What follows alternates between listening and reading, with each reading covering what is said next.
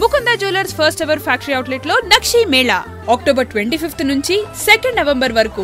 కానీ బయటకు వచ్చాక ఏ ఒక్క కంటెస్టెంట్కి కౌశల్ లాంటి అంత పెద్ద స్టార్ హీరోకి వచ్చినంత క్రేజ్ వచ్చింది ఆ టైంలో. ఈరోజు కౌశల్ ఎక్కడ కనిపించట్లేదు. ఈరోజు సినిమా రిలీజ్ అవుతుంటే ఎంతమంది చూస్తారో తెలియదు, థియేటర్స్ రావట్లేదు, అలాంటి సిచ్యువేషన్కి వచ్చేస్తున్నారు అందరూ. ఈ బిగ్ బాస్ నుంచి బయటకు వచ్చాక ఫేమ్ ఎందుకు నిలబెట్టుకోలేకపోతున్నారు కంటెస్టెంట్స్? నాకు అనిపించింది జెన్యూన్గా చెప్పండి బ్రో. చెబితే ఓవర్ అనుకుంటారేమో. అందరూ చేస్తున్నది, అందరు కాదు 90% బిగ్ బాస్ కంటెస్టెంట్స్ బయటకు వచ్చిన తర్వాత చేస్తుంది. వాళ్ళు ఓవర్ థింక్ చేసుకుంటున్నారు. Over think in the sense వాళ్ళని ఓవర్ పొజిషన్లో చూసుకుంటున్నారు. వాళ్ళు నేను ఇంక ఇది కాదు వేరే అనే ఫీలింగ్లోకి వస్తున్నాను. అంటే ఎగ్జాంపుల్, సీరియల్ వెళ్ళేటప్పుడు సీరియల్ యాక్టర్ రాగానే సినిమా యాక్టర్ అవ్వాలనుకుంటారు. సీరియల్ ఓన్లీ సినిమాలు చేద్దాం ఆ యాంగిల్ థింక్ చేస్తున్నారు ఎక్కువ మంది. దానివల్ల సీరియల్కి దూరం అయిపోతారు. సినిమాలు ఒకటి వస్తాయి, ఇంకా తర్వాత ఆగిపోతాయి. సీరియల్కి రావాలంటే నామోషి తక్కువ, నామోషి ఉంటుంది. ఒకవేళ సీరియల్కి వచ్చినా కూడా కొంచెం ఓవర్ పాపులారిటీ ఏంది, ఇప్పుడు సీరియల్లో చూస్తే ఎట్లా ఉంటుందో కొంచెం దానికి సరిపోడేమో అనే ఫీలింగ్ వస్తుంది వీళ్ళకి. ప్లస్ రెమ్యూనరేషన్ వాళ్ళు యాక్సెప్ట్ చేయలేరు, ఎందుకంటే సినిమాలు చేసి వచ్చిన వాళ్ళు మళ్ళీ సీరియల్ చేయలేరు. అలా నువ్వు చేసింది, నువ్వు ఏదైతే అంతకుముందు చేస్తున్నావో అది చేస్తే నీకు ఓవర్. ఇప్పుడు అమెరికాలో చేస్తే జాబ్ ఎలా ఉంటుంది, ఇండియాలో చేస్తే జాబ్ ఎలా ఉంటుంది? అమెరికాలో 10 లక్షలు వచ్చిన ఒకటే, ఇండియాలో 2 లక్షలు వచ్చిన ఒకటే, 1 లక్ష వచ్చిన ఒకటే. సో ఇక్కడే ఉంటుంది కదా. ఇప్పుడు ఊళ్ళో వాళ్ళు పొగుడుతుంటారు, రెస్పెక్ట్ ఎక్కువ ఉంటుంది. అదే సీరియల్లో యాక్టింగ్ చేసేవాడు వెళ్ళేసి వచ్చి మళ్ళీ సీరియల్ చేస్తే బీభత్సమైన రెస్పెక్ట్ ఉంటుంది. తోపు. ఇప్పుడు మానస్ ఏమైంది? టాప్. మానసు ఇప్పుడు భయంకరమైన టాప్ కదా ఇప్పుడు బ్రహ్మముడితో. సో అలా వస్తుంది. కానీ వేరే రకంగా థింక్ చేస్తారు. ఇప్పుడు ఎగ్జాంపుల్కి నా కెరీర్ బాగుందా లేదా, బిగ్ బాస్ ముందు బిగ్ బాస్ తర్వాత ఇంకెక్కువ సంపాదిస్తాను, సబ్స్క్రైబర్లు వచ్చారు. ఇప్పుడు బయటకు వచ్చిన తర్వాత కానీ ఎంత బాగుంది. ఎందుకుంది? నేను వచ్చిన తర్వాత ఏం చేసిన? Reviews, Bigg Boss reviews. అంతకుముందు ఏం చేసిన? Bigg Boss reviews. భయపడి రివ్యూస్ చేస్తే తిడతారనో, రివ్యూస్ చేస్తే ఏమంటారు అనేది ఏం లేదు. నా కెరీర్ మళ్ళీ అదే చేశా కాబట్టి సక్సెస్ అయినా. సో నాకు అనిపించింది వాళ్ళు ఓవర్గా థింక్ చేసుకుని చాలా మంది ఇది కాదు ఇంకొకటి చేద్దాం అనేసి వెళ్ళిపోయి అది ఏది కాకుండా అవుతున్నారని నాకు అనిపిస్తుంది బ్రో నిజంగా. కానీ సీజన్ 7 బజ్ ఎందుకు చేయనన్నారు మీ దాకా వచ్చినప్పుడు? నా దాకా డైరెక్ట్గా రాలేదు, ఇండైరెక్ట్గా వచ్చింది. ఇండైరెక్ట్గా అంటే నేను ఒప్పుకోననే ఫీలింగ్ వాళ్ళకి ఉండింది. ఎందుకంటే నేను రెస్పెక్ట్తో చెప్తాను. నాకు హ్యూజ్ రెస్పెక్ట్ వాళ్ళు టీం మీద. నేను భయంకరం రెస్పెక్ట్తో మాట్లాడతా వాళ్ళతో అందరితో. ఎందుకంటే అక్కడ నాది తెలిసిందే బ్రో, లాస్ట్ టైం రివ్యూస్ చేయాలి. మళ్ళీ ఈ సంవత్సరం వాళ్ళు రివ్యూస్ చేయొద్దంటారు. బిగ్ బాస్ బజ్ చేస్తే రివ్యూస్ చేయకూడదు. సో 2 సంవత్సరాలు రివ్యూస్ చేయకపోతే మీకు తెలుసు యూట్యూబర్గా ఎత్తిపోతుంది ఛానల్ మొత్తం. ఇంకా ఎంత చేసినా వ్యూస్ రావు. అలాంటప్పుడు అదొకటి. ఇంకొక రీజన్ ఏంటంటే 2 సంవత్సరాలు రివ్యూస్ చేయకపోవడం వల్ల మనకు రివ్యూస్ అంటే ఇష్టం. నేను ఇందాక చెప్పిన వచ్చిన తర్వాత మీరు ఏదైతే చేయాలనుకుంటే అదే చేస్తే సక్సెస్ అవుతావు. నువ్వు ఈ స్థాయి పెరగాలనేసి చూసావు అనుకో, బిగ్ బాస్కి వెళ్ళి వచ్చిన వాళ్ళకి చాలా మందికి అవ్వదు, కొంతమందికి అవుద్ది, చాలా మందికి అవ్వదు. అది కూడా థింక్ చేసుకుని ఏది చేస్తానో అదే చేస్తే లైఫ్ బాగుంటుంది అనేసి అదే చేసుకున్నాం. నేను ఎక్కువ చేయట్లా. దానికి రీజన్ కూడా ఉంది బ్రో, నేను చెప్పేస్తాను అనిపించింది. దానికి రీజన్ ఏంటంటే నేను ఏందా చెప్పినట్టుగా హ్యూజ్ ప్రాబ్లమ్స్ చూసాను నేను. చూడండి, ప్రాబ్లమ్స్ కాదు, ఫ్యామిలీ స్ట్రగుల్ అయ్యేది కళ్ళ ముందు నేను చూసాను మొత్తం. మా అక్క పెళ్లి కావాలంటే 1.5 లక్ష కోసం చెట్టు గారికి ఒక ఇల్లు అమ్మేసాం మేము. నేషనల్ హైవేలో ఉన్న ఇల్లు అమ్మేసాం 1,75,000కి. పెళ్ళి అవ్వాలంటే ఇల్లు అమ్మాల, నేను చదవాలంటే 1 ఎకరం అమ్మాల, బ్యానీ అమ్మాల. అలాంటి సిచ్యువేషన్ చూసా. ఏది కావాలని ఒకటి అమ్మితే వచ్చింది నాకు. అట్లాంటి సిచ్యువేషన్ చూసి వచ్చినోడిని, ఒక పీక్ ప్రాబ్లమ్స్ చూసి వచ్చిన పర్సన్, ఫ్యామిలీ బాధ్యతలన్నీ భుజాన్ని వేసుకున్న పర్సన్ ఏం చేస్తాడు బ్రో? వచ్చిన తర్వాత కెరీర్ మీద చాలా ఫోకస్గా ఉంటుంది. ఎందుకంటే నేను మళ్ళీ వెనక్కి వెళ్ళి ఫ్యామిలీని స్ట్రగుల్లో తోయాలని నాకు అసలు లేదు. కాబట్టి ఎక్స్ట్రా చేయకుండా మళ్ళీ రివ్యూస్ చేసుకుందాం. బజ్కి వస్తే మళ్ళీ రివ్యూస్ పోతే ఇంటి దేకపోతే బజ్లో వాళ్ళు అడిగిన క్వశ్చన్ అడుగుతావు. నువ్వు నెగిటివ్ అయితే, నీ పర్సెప్షన్ ఉంటే, నీ టాలెంట్ మీద నువ్వు ఉంటే అది వేరేగా ఉండొచ్చు. వేరే వాళ్ళ క్వశ్చన్స్ నువ్వు అడిగితే దానికి నువ్వు జస్టిఫికేషన్ ఇవ్వలేకపోతే, నువ్వు నెగిటివ్ వేస్తే నీ కెరీర్ స్పాయిల్ అయితే నీ ఫ్యామిలీ నువ్వు చూస్తాడు. నేను నా ఫ్యామిలీ విషయంలో మాత్రం ఎక్కడ ఆయనకు అడిగాను బ్రో. నేను అనుకుంటే ఆ ఫ్యామిలీని మళ్ళీ ఆ స్థాయికి వెళ్ళకూడదు, నేను మళ్ళీ వెనక్కి వెళ్ళకూడదు. అలాగే కెరీర్ ప్లాన్ చేసుకున్నాం. అది కూడా ఒక రీజన్. ఇంకో రీజన్ కూడా అనిపించింది నాకు, మేబీ బజ్కి తక్కువ డబ్బులు వస్తాయి, రివ్యూస్ చెప్పుకుంటే ఇంకెక్కువ డబ్బులు వస్తాయి. అది కూడా రీజన్. అది మెయిన్ రీజన్ కాదు, డబ్బులు పెద్ద పట్టించుకుందని. ఇది అది కూడా మెయిన్ రీజనేలే. ఎందుకంటే ఫ్యామిలీ గురించి అలా ఇచ్చినాం. మళ్ళీ వెనక్కి వెళ్తామేమో, లేదు ఓవర్ యాక్షన్ చేసి మనం సెట్ కాకపోవచ్చు. బజ్ ఓవర్ యాక్షన్ ఎందుకు చేసుకుని లైఫ్ స్పాయిల్ చేసుకుని నాకు ఆ రోజులు గుర్తు చేసుకుని భయం, బాధ భయం వేస్తుంది బ్రో. ఏంది బ్రో అసలు? నేను చెప్తాను, నేను చెప్తే నాకు ఒకసారి అనిపిస్తుంది, నేను ఫిష్ తిను, ప్రాన్స్ తిను, మటన్ తిను. నాకు తెలియదు, ఎందుకంటే చిన్నప్పుడు తెచ్చేది మా ఇంట్లో, నిజంగా తెచ్చేది.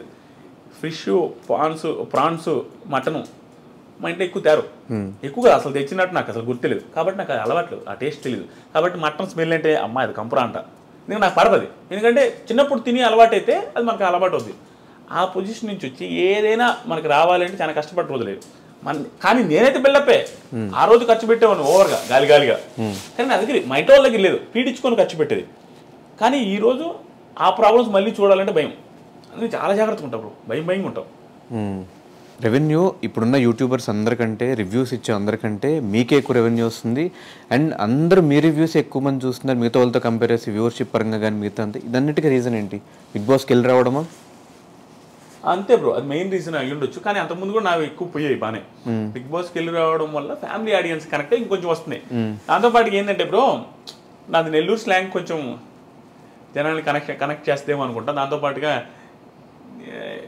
నేను నార్మల్గా మాట్లాడేస్తా బ్రో ఇంక దానికి స్క్రిప్ట్ అనుకోవడం ఏముండదు నాకు అనిపించింది మాట్లాడతా ఒకసారి అయితే కన్ఫ్యూజ్ అయ్యి వెనక్కి వెళ్ళి ముందుకు వచ్చి ఏదైతే చేస్తుంది నేనే అది మాట్లాడగా చేయను నాకు తెలియకుండా వచ్చేస్తుంది ఎందుకంటే సింగిల్ టేక్ వేసేస్తా ఉంటా మేబీ అది ఆ న్యాచురాలిటీ నచ్చిందేమో ప్లస్ అన్ని పాయింట్స్ టచ్ చేస్తా న్యూట్రల్గా చెప్తాను ఒక్కరినే చెప్పను ఒకరినే ఇదేం కాకుండా మోస్ట్లీ నేను నాకు తెలిసిన వాళ్ళు పోయినా కూడా నేను పాజిటివ్ చెప్పాలని నెగిటివ్ చెప్పాలని ఏముండదు నాకు అనిపించింది చెప్పేస్తాను జెన్యున్గా దానికోటి ఫ్యామిలీ ఆడియన్స్ బిగ్ బాస్ వాళ్ళు కనెక్ట్ అయి ఉన్నారు కాబట్టి దేవుడి దేవల్ల బిగ్ బాస్కి వెళ్ళి కూడా నెగిటివ్ కాకుండా వెరీ పాజిటివ్ బయటకు రావడం వల్ల జనాలకి నా క్యారెక్టర్ కూడా నచ్చింది చాలా మందికి బిగ్ బాస్ హౌస్లో ఎందుకంటే నేను అంతకుముందు ఎవరికి తెలియదు బ్రో నేను ఎలా ఉంటానో తెలియదు అక్కడికి వెళ్ళిన తర్వాత ఇంత ఒబీడియంట్గా ఉన్నాడు ఇంత సైలెంట్గా ఉన్నాడు మనిషి మనం అనుకున్న దానికంటే రివ్యూస్లో చూసి జడ్జ్ చేస్తాం కానీ మనోడిని అన్నాడు అది ఇదని మనిషి బాగానే ఉన్నాడు కదా మంచిగా ఉన్నాడు బాగా ఆడాడు అనే ఫీలింగ్ ఉంది అది ఆ పాజిటివ్ కూడా నాకు వర్కౌట్ అయింది దానివల్ల రివ్యూస్ బీభత్సం నేను లాస్ట్ టైం కంటే కూడా డబల్ వ్యూస్ అన్నిట్లో అన్ని రకాల డబల్ వచ్చింది కానీ సీజన్ 5, 4, 3 అండ్ నాన్ స్టాప్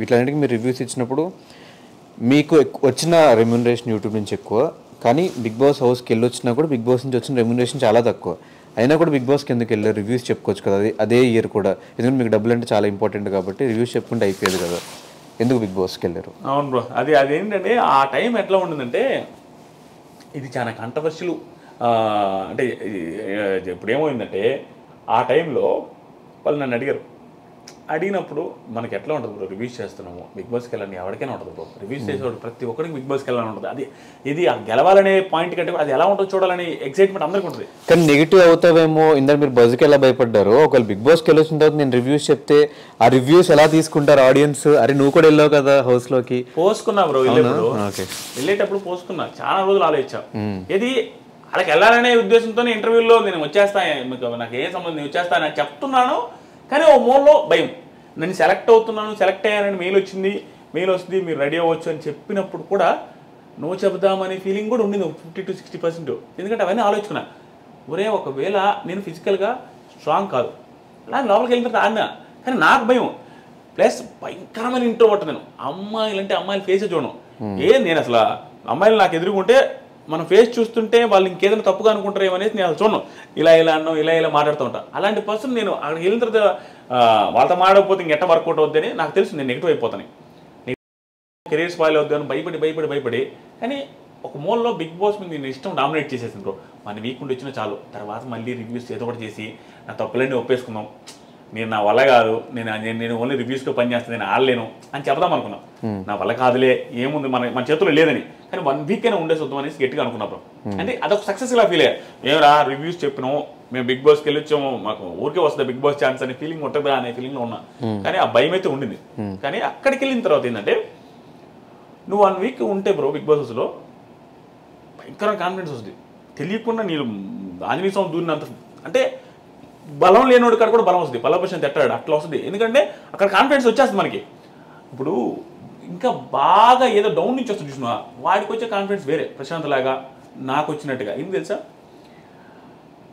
ఆడికి అది పెద్ద ఛాన్స్ వాడికి పోయేదిలే ఇంకేమి 2వ వారానికి వచ్చేసి నేను పోయేదేలే 3వ వారానికి వచ్చేసి నేను పోయేదిలే ఎందుకంటే వాడికి అది అంతా బోనస్సే ఏదొచ్చినా బోనస్సే 1 వీక్లో వెళ్ళిపోతే ఆల్రెడీ 1 వీక్లో వస్తే ఎవడు కూడా ఫీల్ అవుతాడు షాక్ అయ్యేదేముంది ఆల్రెడీకి ఏముందిరా 1 వీక్లో వస్తాడు వాడికి నెగిటివ్ అందరినీ అన్నాడు రావడు అనుకుంటారు ఆ కాన్ఫిడెన్స్ ఉండేది కాబట్టి మనకు పోయేది ఏం లే అని కొంచెం హ్యాపీ ఇంక వచ్చే వారాలను బోనస్ అని స్ట్రగుల్ లేకుండా స్ట్రెస్ లేకుండా ఆడే కానీ